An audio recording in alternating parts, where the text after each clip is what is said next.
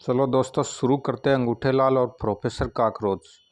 ये पढ़ने से पहले दोस्तों इसके 2 पार्ट अवश्य पढ़े। सारी दुनिया खतरे में और विनाशदूत अंगूठे लाल, तभी यह आपको अच्छी लगेगी।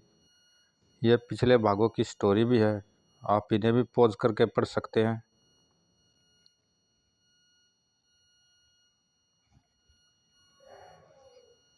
चलो इससे आगे शुरू करते हैं। इधर प्रोफेसर काकरोच अपने 27 स्टेशन पर बैठा यह सब कुछ टीवी स्क्रीन पर देख रहा था। नंबर 2, आयरन एक्स हर कीमत पर पकड़ा जाना चाहिए। अपने रोबोट उसके पीछे लगा दो। ओके सिनूर। नंबर 2 ने जल्दी जल्दी अपने सामने बने डैशबोर्ड पर लगे कई बटन दबाए।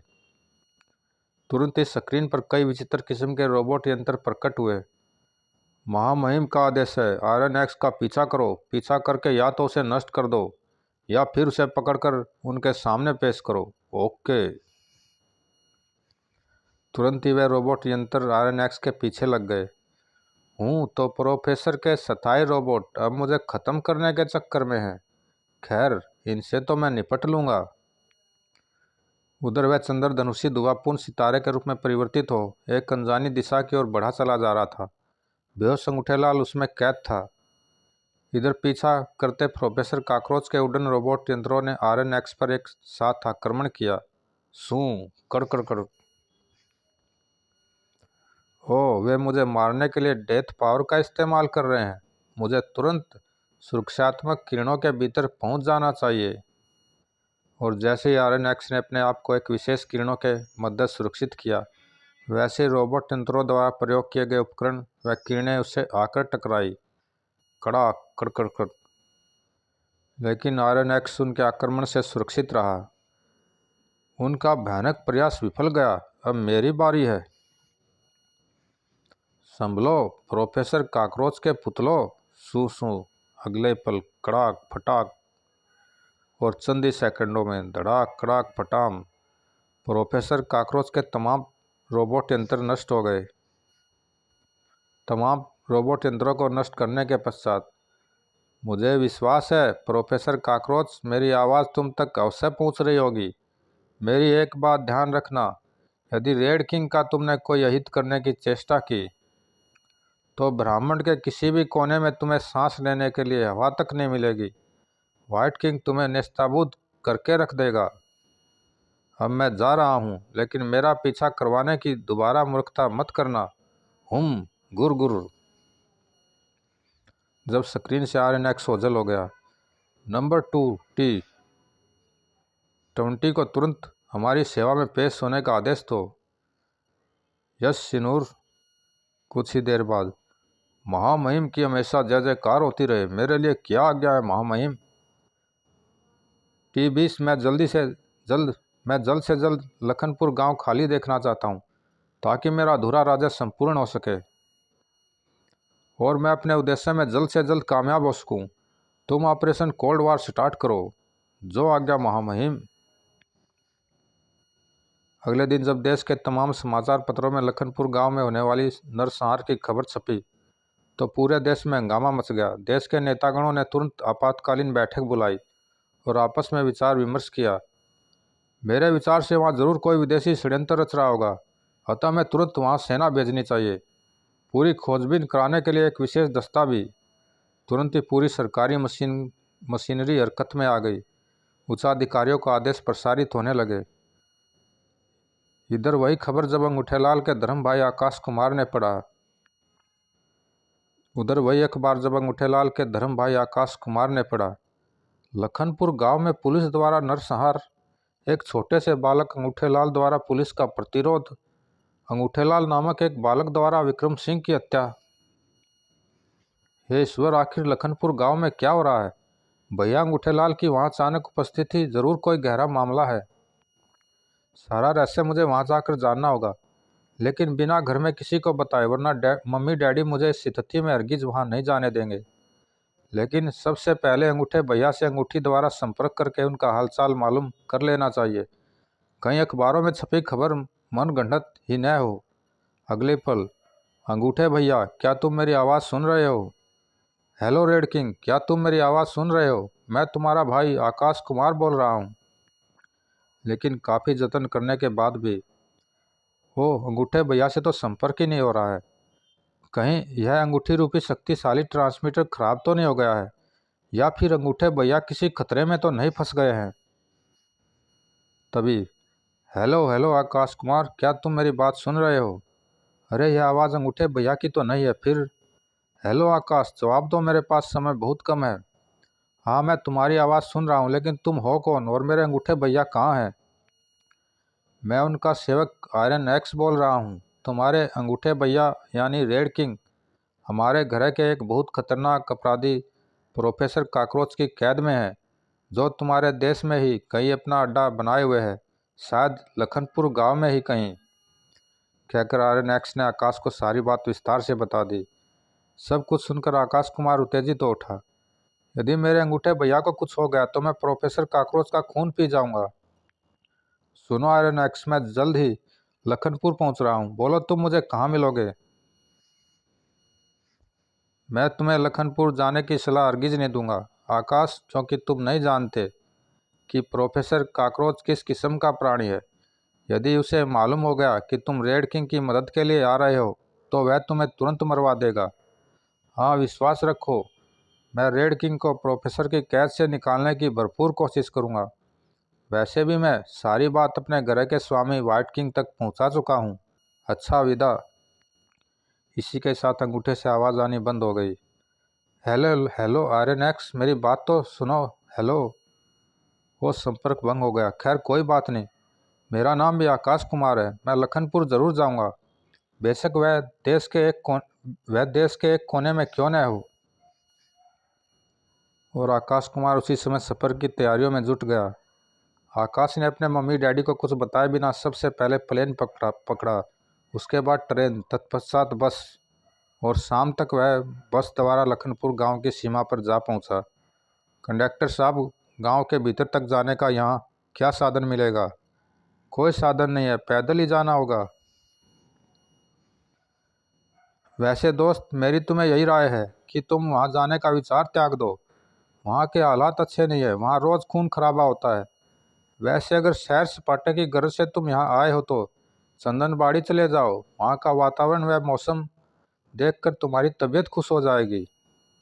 कहकर कंडक्टर अपने काम में लग गया और आकाश ने लखनपुर जाने के लिए एक पगडंडी पकड़ ली। यहाँ से लखनपुर कम से कम 30 किलोमीटर है। इतना लंबा सफ़र इस समय तय करना उचित नहीं होगा, लेकिन मजबूरी है। इधर लखनपुर गांव में रात होते ही चांद की तरह एक गोला आकाश में उभरा। अरे अमावस की रात को चांद, वह भी इतने नीचे! पता नहीं इस गांव पर क्या कहर बरसने वाला है। भैया, मेरी मानो तो यह गांव छोड़ देने में हमारी भलाई है। जरूर भगवान हम गांव वालों से कुपित है। ठीक कहते हो भाई, मैं तो कल सुबह ही अपने बाल बच्चों को लेकर यहाँ से किसी दूसरे गांव चला जाऊंगा। मैं भी यही सोच रहा हूँ। अब तो सरस्वती देवी भी जीवित नहीं रही, जो हमारी मदद करती थी। अरे देखो, वह चांद धीरे धीरे नीचे आ रहा है। हे ईश्वर, जरूर हम पर कोई दैवीय विपत्ति आने वाली है। भागो भागो। तभी वह गोला धरती से आकर टकराया। धड़ाम! गोले के फटते ही वहाँ बहुत तेजी से हिमपात होने लगा और ठंड इतनी हो गई कि हर वस्तु बर्फ की तरह जमने लगी। हाय बचाओ, हाय, मेरा शरीर जमता जा रहा है। यह अनहोनी देख गांव के लोग जान छोड़कर गांव से बाहर की ओर दौड़ पड़े। भागो भागो! कुछ लोग तो उस वातावरण से निकल भागने में सफल हो गए, लेकिन बाकी के मनुष्य व पशु पक्षी सब बर्फ के पुतले बनकर अपने स्थान पर सितर खड़े रह गए। उधर प्रोफेसर कॉकरोच के स्टेशन पर, हा हा हा, देखा ठाकुर, मेरी शक्ति का छोटा सा नमूना। रातों रात पूरा गांव खाली हो गया। लेकिन इस घटना को जानकर यहाँ की सरकार खामोश नहीं बैठेगी श्रीमान। जानता हूँ, लेकिन मेरी शक्ति से टकराकर वे भी यहाँ से भाग खड़े होंगे। समय आने पर मैं तुम्हें वह नज़ारा भी दिखाऊंगा। मुझे आपकी शक्ति पर विश्वास है श्रीमान, लेकिन आपने उस लड़के का क्या किया जो गांव वालों के लिए फरिश्ता बनकर आया था? ओ, मैं तो उसे बुला ही बैठा था। आओ, मैं तुम्हें उसके पास ले चलता हूँ, जैसा आप उचित समझे श्रीमान। तुम्हें यह सुनकर आश्चर्य होगा ठाकुर कि वह लड़का इस पृथ्वी का इंसान नहीं, बल्कि एक कन्या ग्रह का प्राणी है। वह ग्रह तुम्हारी पृथ्वी से विज्ञान में 1 लाख वर्ष से भी ज़्यादा आगे है। ओ, यह तो मेरी कल्पना की पहुंच से भी बाहर की बात है। प्रोफेसर काकरोच ठाकुर को लेकर एक अन्य कमरे में पहुंचा। लो, वह देखो गांव वालों के फरिश्ते को, लेकिन अब वह किसी लायक नहीं है। क्या मतलब? क्या आपने उसे मार दिया है? नहीं, केवल गहरी नींद सोया हुआ है, और उसकी यह गहरी नींद तब तक नहीं टूटेगी जब तक मैं नहीं चाहूँगा। लेकिन श्रीमान, उसे जिंदा रखने का लाभ? यह बात तुम नहीं समझोगे। जरा मैं पहले तुम्हारी पृथ्वी को अपने कब्जे में कर लूँ, फिर इसकी मदद से मैं पूरे ब्रह्मांड पर अपना राज कायम करूँगा, क्योंकि यह अपने ग्रह का राजकुमार है, और जब तक यह मेरी कैद में है तब तक इसका पिता मेरा कोई और अहित नहीं कर पाएगा, बल्कि वही करेगा जैसा मैं चाहूँगा। उधर रात के अंधेरे में आकाश कुमार आगे बढ़ा चला जा रहा था कि सहसा, भागो भागो, आई मुसीबत भागो। अरे, यह शोर कैसा? शीघ्र ही भागो भागो। वो वे ग्रामवासी प्रतीत होते हैं, लेकिन वे इस तरह भागे क्यों चले आ रहे हैं? अरे भाई, सुनना तो। लेकिन कोई नहीं रुका। जब भीड़ आगे निकल गई, ये ग्रामवासी काफ़ी भयभीत थे। क्या चक्कर हो सकता है? भागो भागो। क्यों न मैं इस मामले में आयरनएक्स से पूछूं। अगले ही पल, हेलो हेलो आयरनएक्स, मैं आकाश कुमार बोल रहा हूँ और तुरंत तुमसे मिलना चाहता हूँ, जल्दी ही। तुम कहाँ से बोल रहे हो आकाश? जहाँ तक मेरी यांत्रिक तरंगे कह रही है, तुम लखनपुर गांव के काफ़ी निकट मौजूद हो। तुम बिल्कुल ठीक समझे आरएनएक्स। क्या तुम मुझसे मिलने आ रहे हो? एक क्षण, मैं अभी आता हूँ। अगले ही पल, मेरी ओर से अभिवादन स्वीकार करो आकाश। मेरी ओर से भी। मिस्टर आरएनएक्स, क्या तुम बता सकते हो कि गांव में ऐसी क्या घटना घटी है कि लोग त्रस्त होकर भाग निकले हैं? प्रोफेसर काकरोच ने लखनपुर गांव पर कोल्ड पावर का इस्तेमाल किया है, जिसे ईश्वरीय विपत्ति समझकर गांव वाले गांव खाली कर गए। Cold power? हाँ, कोल्ड पावर दरअसल ऐसी ठंडी रसीम है जिसके उत्पन्न होते ही काफ़ी दूर तक का एरिया बर्फ़ की तरह जम जाता है। मेरे विचार से हमारा यहाँ बातें करना उचित नहीं होगा। तुम मेरे पीछे आओ, हम अपने ठिकाने पर पहुंचकर आराम से बातें करेंगे। ठीक है, चलो। तब आरएनएक्स हवा में एक और बढ़ चला। पता नहीं अंगूठे भैया किस अवस्था में होंगे, और प्रोफेसर काकरोच विश्व पर राज करने के लिए क्या गुल खिलाने जा रहा है। तुम्हारा ठिकाना और कितनी दूर है मिस्टर आयरनएक्स? बस आ गया, वह जो सामने कुआं है। मैंने इस समय उसी को अपना ठिकाना बना रखा है। हमें नीचे पूछना है। तुम मुझे मजबूती से पकड़ लो, मैं तुम्हें नीचे ले चलूँगा। ठीक है। आकाश ने आरएनएक्स को मजबूती के साथ पकड़ लिया, और आरएनएक्स उसे लेकर कुएं के तल की ओर उड़ चला। कुआं सूखा हुआ था, और ठीक उसके तल के समांतर एक बड़ा सा छिद्र था। दोनों छिद्र में प्रविष्ट हो गए। वह छिद्र एक सुरंग का दहाना था। दोनों सुरंग में चलते हुए कुछ ही देर बाद एक कमरे रूपी गुफा में पहुंच गए। यहाँ मशाल आदि तो जल नहीं रही, फिर प्रकाश कहाँ से हो रहा है?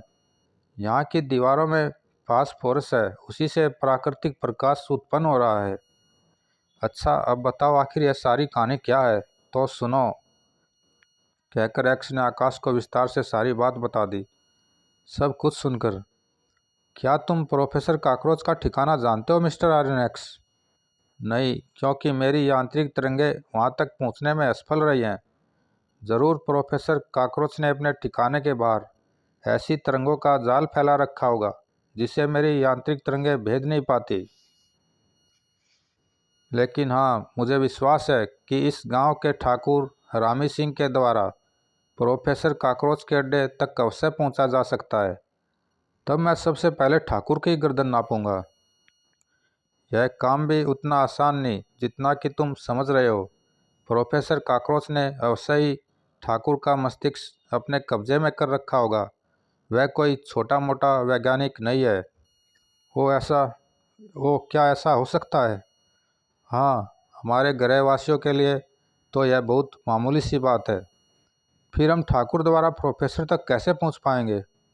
ठहरो, मैं अपने कंप्यूटर यंत्रों से सलाह मशवरा करता हूँ। ओह!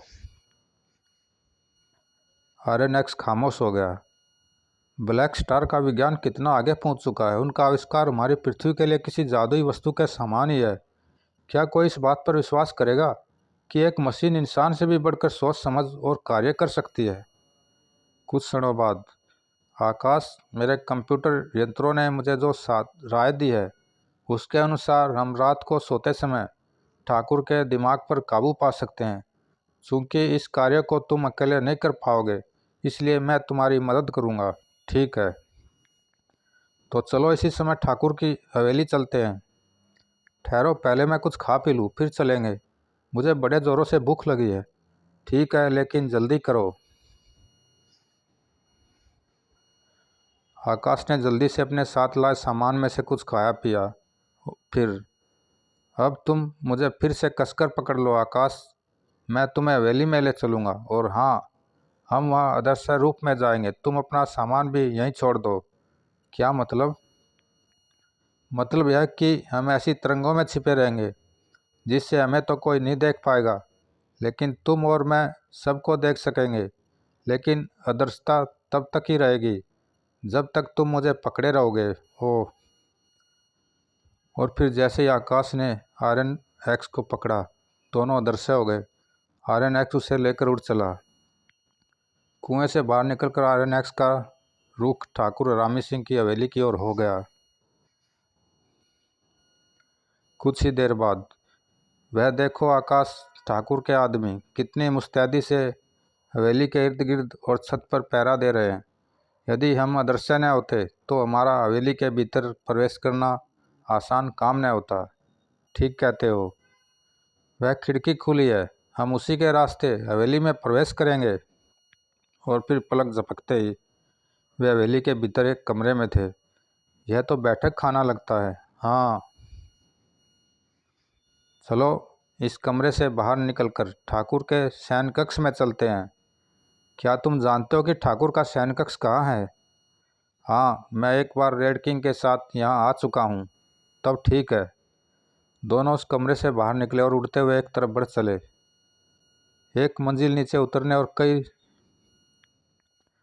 कई राहदारियों को पार करने के पश्चात, यह रहा ठाकुर रामी सिंह का शयन कक्ष। कमरे में अंधेरा है, शायद ठाकुर सोया हुआ है। फिलहाल क्या कहा जा सकता है, भीतर पहुंचने पर ही पता चल सकेगा। शुक्र है दरवाज़ा भीतर से खुला है। कमरे के भीतर पहुंचकर, अंधकार में मुझे कुछ दिखाई नहीं दे रहा है मिस्टर आयरन एक्स। धीमे बोलो, मैं समय प्रकाश कर रहा हूँ। अगले पल आयरन एक्स की आंखों से रोशनी की किरणें फूट पड़ी। अरे, बिछौना तो खाली है। इसका मतलब कि ठाकुर हवेली में नहीं है।